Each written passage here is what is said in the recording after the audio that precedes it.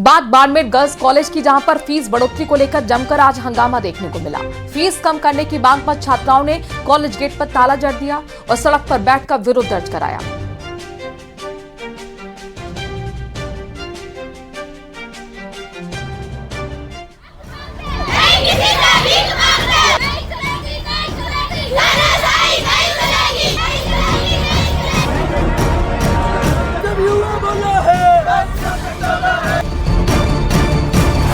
College gate पर ताला, विरोध प्रदर्शन, छात्राओं का कोहराम, फीस पर संग्राम। शनिवार को अखिल भारतीय विद्यार्थी परिषद के बैनर तले गर्ल्स कॉलेज की छात्राओं ने कॉलेज गेट पर ताला जड़ दिया। छात्राओं ने कॉलेज प्रशासन को अंदर जाने से रोका और गेट के बाहर सड़क पर धरने पर बैठ गई।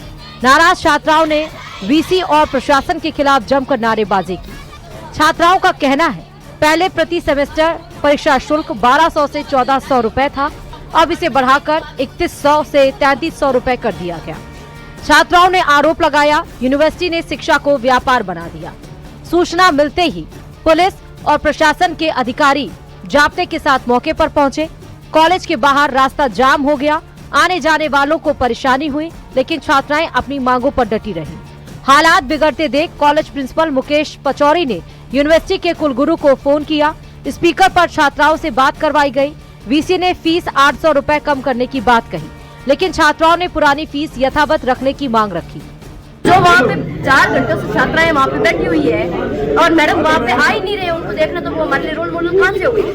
तो इसीलिए ये लोग जो है भाई साहब को लेके आ गए थाने। 2 बार वीसी ने फोन नहीं उठाया। तीसरी बार डीएसपी अरविंद जांगिड़ ने खुद फोन लगाकर छात्राओं से बातचीत करवाई, लेकिन छात्राएं नहीं मानी। बाद में कुछ छात्राओं को कोतवाली थाना ले जाया गया। उसके बाद अन्य छात्राएं भी थाने पहुंच गईं और विरोध जारी रखा। नारी शक्ति अपना रिप्रेजेंटेशन देती है, तो यहाँ की जो नारी शक्ति है उसकी भी उनसे अपेक्षाएं रहती है, उम्मीद रहती है कि वो हमारे लिए कुछ करे, तभी तो वो यहाँ के क्षेत्र की महिलाएं जो नारी शक्ति है वो उनसे प्रेरणा लेकर अपने लिए आगे कुछ कर सकेगी। वो जैसे अपन हर कोई ये देखते हैं और सुनते भी है कि जैसा हम देखते हैं वैसा ही हम करते हैं, तो अगर वो इस तरह से करेगी तो हमारे लिए भी यही संदेश होगा कि हम आगे क्या करेंगे। प्रिंसिपल मुकेश पचौरी का कहना है कि 850 रुपए फीस कम की गई है और आगे भी विचार चल रहा है। छात्राओं को आश्वासन दिया गया है। फिलहाल छात्राएं फीस बढ़ोतरी वापस लेने की मांग पर अड़ी हैं। सवाल यही है, क्या गांव की बेटियों के लिए शिक्षा अब भी सस्ती रहेगी या फीस के बोझ तले दब जाएगी? न्यूज़ 18 के लिए बाड़मेर से प्रेमदान देथा की रिपोर्ट।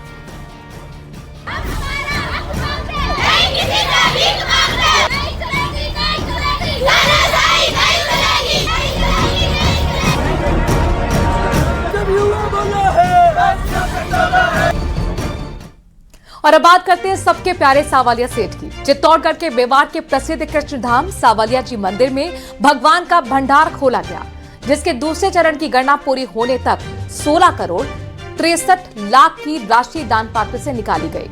भंडार खोलते ही पहले दिन 12 करोड़ 10 लाख रुपए की गिनती हुई थी, जिसके अगले दिन दूसरे चरण की गणना में 4 करोड़ 73 लाख की राशि दान प्राप्त हुई है। और भंडार से केवल नोट ही नहीं निकले, बल्कि सोने और चांदी के आभूषण भी निकले हैं। फिलहाल नोटों से सोने चांदी के सामान को अलग कर दिया गया है। अभी भी काफी मात्रा में नोट हैं, चिल्लर हैं, जिनकी गिनती बाकी है। इसके साथ ही भंडार से निकले सोने और चांदी का वजन भी किया जाना बाकी है।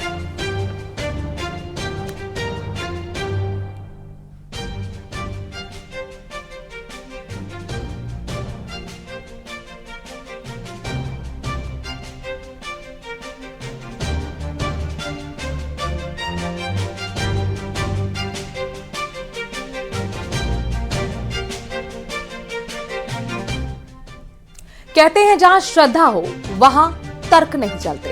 कुछ ऐसी तस्वीर जयपुर में भी नजर आई है। पूरे देश में राजधानी जयपुर में अकेला ऐसा मंदिर है जिसके भगवान हाथों में घड़ी पहनते हैं। इन्हें गोपीनाथ जी घड़ी वाले भगवान कहते हैं।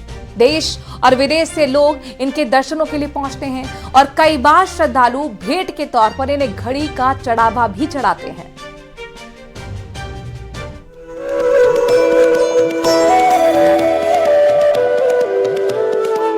जयपुर में घड़ी वाले भगवान गोपीनाथ जी की कलाई में बंधी घड़ी हाथ की घड़ी करती है सबको हैरान।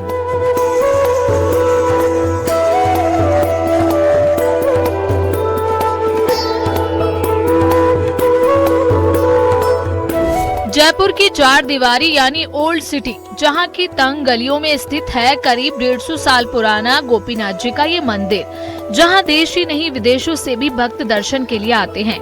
माना जाता है कि इस मंदिर में विराजमान भगवान गोपीनाथ जी की मूर्ति आज भी जिंदा है और उसकी वजह है उनके हाथ में बंधी वो घड़ी जो सिर्फ पल्स से ही चलती है। दरअसल इस मंदिर में भगवान का धड़ विग्रह धड़ के रूप में मौजूद है। सदियों से मंदिर के पुजारी बंगाल के ब्राह्मण रहे हैं। आज भी बंगाल के उसी परिवार की पीढ़ियां इस मंदिर में पूजा पाठ का काम देख रही है।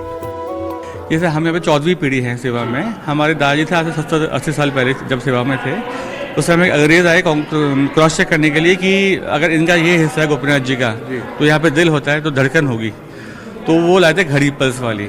तो जब वो धारण कराई गई तो वो चल गई थी, तो तब से वो घड़ी पर चले गोपीनाथ जी। कहा जाता है कि अंग्रेजों ने उनके जिंदा होने के दावे को परखना चाहा और भगवान की कलाई पर घड़ी बांधी।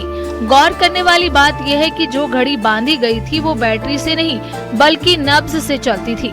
फिर चमत्कार हुआ, घड़ी रुकने के बजाय चल पड़ी। बस फिर क्या था, गोपीनाथ जी की ख्याति सरहदों को लांघते हुए 7 समंदर पार पहुंच गई। ऐसी घड़ी है जो कि इनके भगवान की धड़कन से चलती है, जिसमें कोई ये अंग्रेजों के ज़माने में अंग्रेजों ने पहनाई थी इसको और उसके बाद ये अपने आप चलती है। ये एक भगवान का एक करिश्मा है जो कि घड़ी अपने आप चल रही है।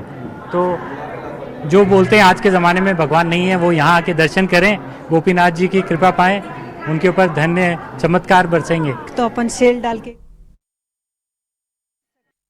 धरना खत्म हो गया है और अब कल कलेक्ट्रेट पर धरने की बात कही गई है। खबरों में आगे बढ़ते हैं और अरावली की बात करते हैं, जहां पर सुप्रीम कोर्ट का एक फैसला चर्चा में है। 100 मीटर वाला फैसला। सवाल उठ रहा है कि क्या इससे जंगल कटेंगे, क्या पर्यावरण को नुकसान होगा या फिर डर जरूरत से ज्यादा है, जिससे अरावली एक बार फिर सियासत, कानून और पर्यावरण के टकराव का केंद्र बन गई है। सुप्रीम कोर्ट में सरकार की ओर से दाखिल एक जवाब के बाद राजस्थान, हरियाणा, गुजरात और दिल्ली तक सोशल मीडिया से लेकर सड़कों पर हंगामा मचा हुआ है। सवाल सिर्फ कानूनी परिभाषा का नहीं बल्कि आने वाली पीढ़ियों के भविष्य का है। सुप्रीम कोर्ट में सरकार की ओर से दायर जवाब के बाद राजस्थान में राजनीति गर्मा गई है। सोशल मीडिया से लेकर राजनीतिक गलियारों तक इस मुद्दे पर लोग मुखर हैं। खाशियाबाद ने 21 दिसंबर रविवार को मौन सत्याग्रह करने की घोषणा कर दी है, तो वहीं पूर्व सीएम अशोक गहलोत के आरोपों पर बीजेपी प्रदेश अध्यक्ष मदन राठौड़ ने पलटवार किया है।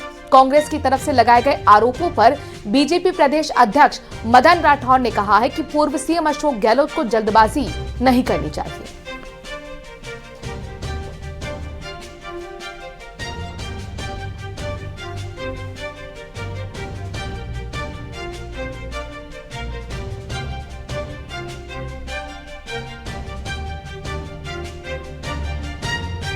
तो अरावली की अहमियत क्या है? करेगी ऐसा काम। हमें पर्वत श्रेणियां बचानी है, हम बचाने का काम करेंगे। हम पर्यावरण का भी पूरा सावधानी रख रहे हैं और जहां कोर्ट का निर्णय है उसकी विवेचना करने के बाद ही कोई फैसला दिया जाता है। अभी तक जल्दबाजी कर रहे हैं गहलोत साहब। मैं सोचता हूं कि इतना उतावलापन ठीक नहीं है। उनको कहो उतावलापन नहीं करे, उसकी विवेचना करे, समझे, करे, उसके बाद सकारात्मक भूमिका निभाए। Save Aravalli, save life, Aravalli बचाओ जीवन बचाओ नारे के साथ हम सत्याग्रह शुरू करेंगे। कल मैं खुद मेरे घर से काचरियावास हाउस से 11 बजे पैदल हमारे अंबेडकर सर्किल पे जाऊंगा, जहां बाबा साहब भीमराव अंबेडकर की मूर्ति लगी हुई है। संडे को मैं हमेशा पदयात्रा इसलिए करता हूं जिससे जयपुर में जाम नहीं लगे। कल 45 मिनट तक वहां बैठकर बाबा साहब की छाया में बैठकर उनका आशीर्वाद लेकर और हम सत्याग्रह शुरू करेंगे, क्योंकि हमें मारने की तैयारी है। भारत सरकार की एक कमेटी ने गलत राय दे दी सुप्रीम कोर्ट को। जो सुप्रीम कोर्ट दिल्ली में ये कह रहा है कि जहर से मर जाएंगे लोग, पर्यावरण खत्म हो गया है, सांस नहीं ले सकते, मर जाएंगे, आप अरावली खत्म करने में लग गए। आपने ये कह दिया 100 मीटर से ऊपर जो पहाड़ियां हैं वो अरावली की पहाड़ियां मानी जाएगी। ये अरावली कोई बीजेपी या कांग्रेस की सरकार की बनाई हुई नहीं है। डेमोक्रेसी लागू हुई उससे पहले से अरावली है।